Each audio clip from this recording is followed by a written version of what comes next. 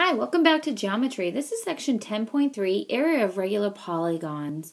Our objective is to find the area of regular polygons. Regular is a polygon with all congruent sides, all congruent angles. So an equilateral triangle is a regular polygon because it's got 3 congruent sides and 3 congruent angles. A square is a regular polygon, 4 congruent sides, 4 congruent angles. And so we'll talk in this section about other regular shapes, regular pentagons, hexagons, so on and so forth.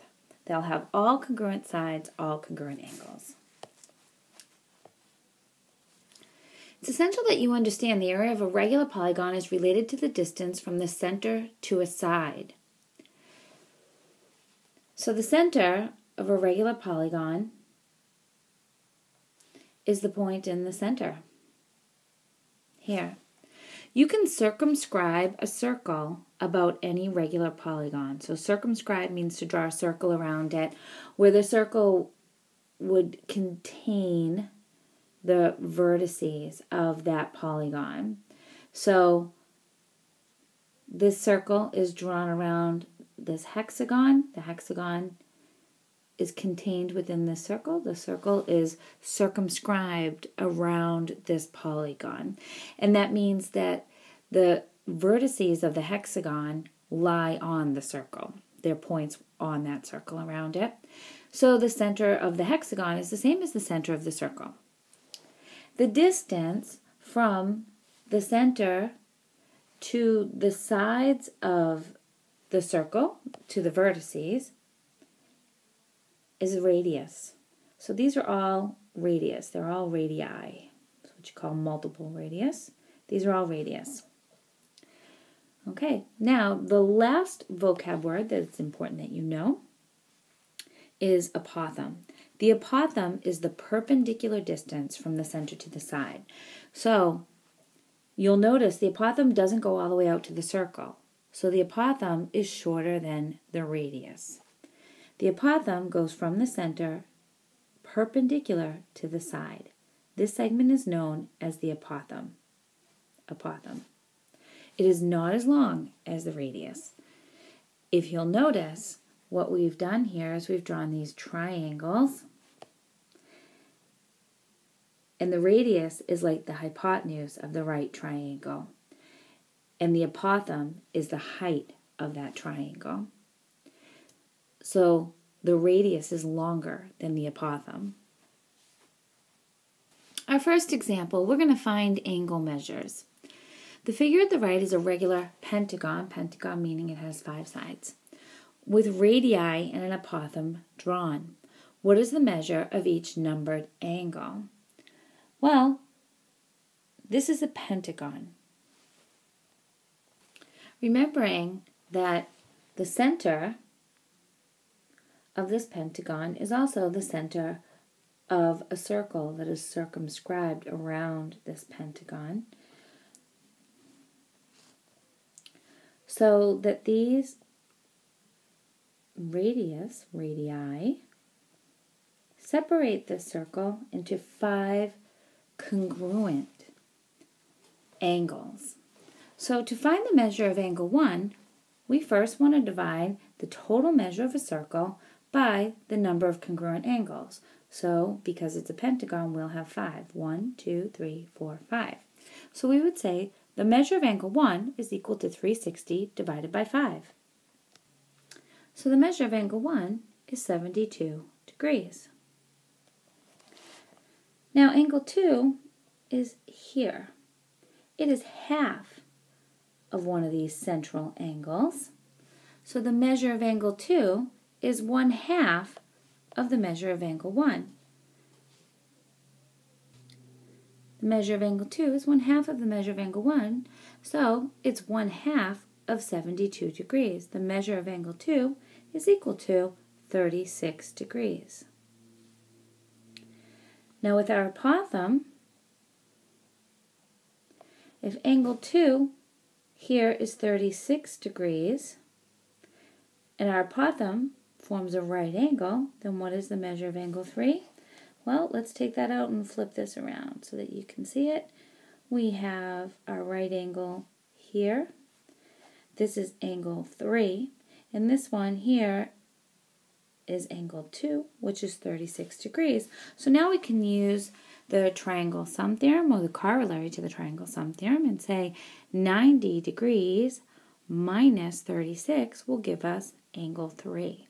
Because 180 minus 90 is 90, and 90 minus 36 would give us angle 3. The measure of angle 3 plus the measure of angle 2 plus 90 is equal to 180 degrees. So if we subtract 90 from 180, we'll get 90. And if we subtract the measure of angle 2, which is 36, from 90, then we'll find that the measure of angle 3 is equal to 54 degrees. So what we've done by circumscribing this pentagon is created 5 congruent triangles. And when we divide those triangles with the apothem, as we did here, here was our apothem. When we did this, we cut that triangle into 2 congruent triangles, and we were able to then find the measure of this base angle. Take notes here. Postulate 10.1. If 2 figures are congruent, then their areas are equal. Any 2 congruent figures have equal area. Suppose you have a regular n-gon with sides s. So n-gon means it can be any number of sides polygon with sides s. So the side here is s. The radii divide the figure into n congruent isosceles triangles. So if it is a pentagon, then you would get 5 congruent isosceles triangles. If it is an octagon, then you would get 8 congruent isosceles triangles. By postulate 10.1, the areas of the isosceles triangles are equal. Each triangle has a height of a. The apothem is the height of the triangles. The apothem is the height. And a base of the length of one side, s. So the area of each triangle is 1/2 of the apothem times the side, because the apothem is the height and s is the base. So the area of a triangle is 1/2 base times height. In this case, this is our base, this is our height. The apothem is the height. Since there are n congruent triangles, the area of the n-gon area is equal to the number of sides on that polygon, because that's the number of congruent triangles. The number of sides is the same number of congruent triangles within it. So if you can find the area of one of the triangles in a polygon, then if you multiply it by the number of sides, then you would find the area of the entire polygon. So the number of sides times 1/2 apothem times sides. The perimeter, P, of the n-gon is the number of sides, n, times, right? If you were to find the perimeter of any polygon, it would be the number of sides times the side length. So by substitution, the area can be expressed as 1/2 of the apothem times P, which is the perimeter. The perimeter is the sides, side length, times the number of sides. That would be your perimeter in a polygon. So if you multiply 1/2 of the apothem times the perimeter, that'll give you the area of the entire polygon. So the area of a polygon formula is half the product of the apothem and the perimeter. So area is equal to 1/2 of the apothem, because the apothem is the height, it's the perpendicular distance from the center to the side, times the perimeter of the shape.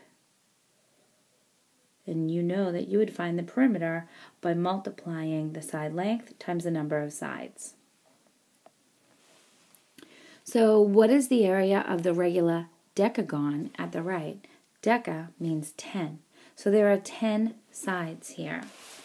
If each side is 8, then the perimeter of this shape would be 8 inches times 10. So our perimeter is 80 inches.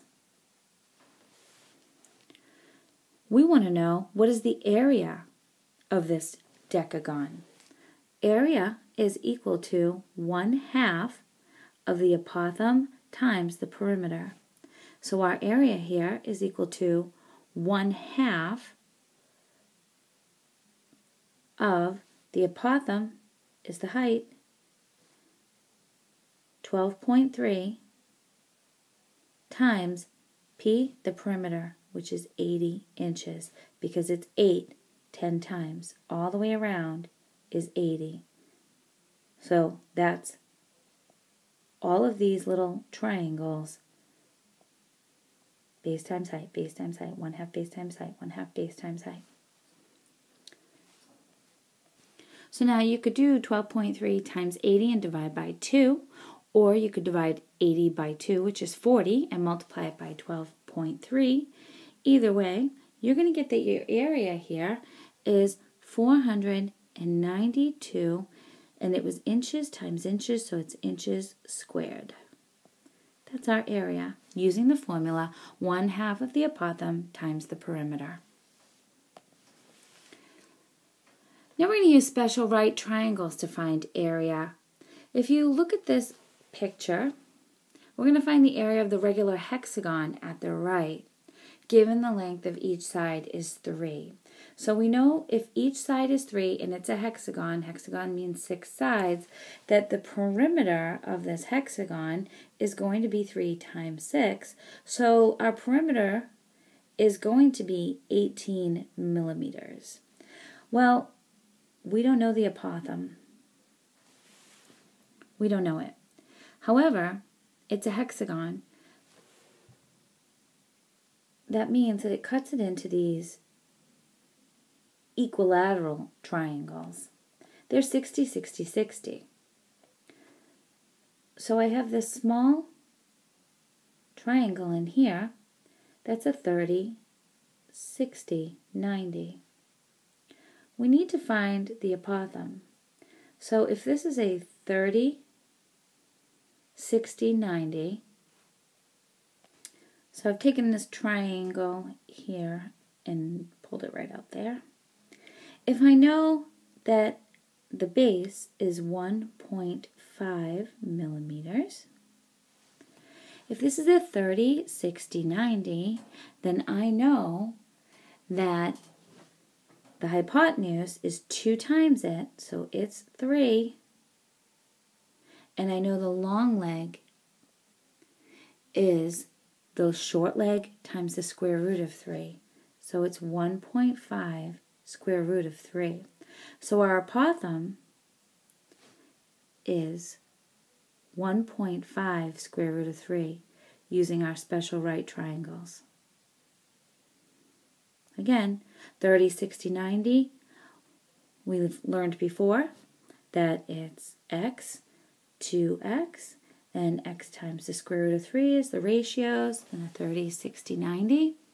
So if we were given the short leg, because we knew the whole thing was 3, so half of it would be 1.5. So the long leg, this one here, this long leg, would be 1.5 times the square root of 3. So we want to now find the area of this entire hexagon. So we're going to use our formula.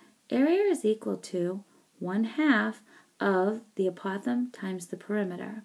Our area is equal to 1/2 of 1.5 square root of 3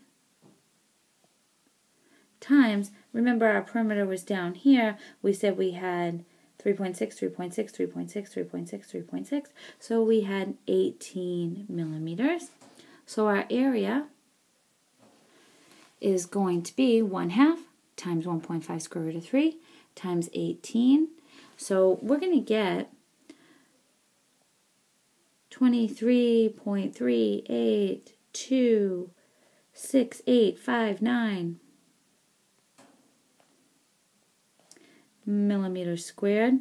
So our area is approximately 23 millimeters squared. So again, in this situation, we had to find the apothem. We didn't know the height. We needed to find the apothem in order to use our formula 1/2 of the apothem times the perimeter. So we had to find the apothem. Because the apothem is a perpendicular bisector of this side, we know that this is going to form a right triangle. If we knew that this central angle was 60, then we know this half is 30. So this is 30, 60, 90. And we used our special right triangle ratios in order to find that the apothem would be 1.5 times the square root of 3. Now, if you were given a radius and you were given a side, then you could use the Pythagorean theorem to find the height of the apothem. You're going to use what you've learned in today's notes to find the answers to number 1 and number 2 here on these practice problems. Number 1 is just like example 2 that we just did together, and number 2 is just like example 3 that we did together. Remember, a hexagon, 360 divided by 6 is 60. So a hexagon, you're going to have 6 equilateral triangles, 60, 60, 60.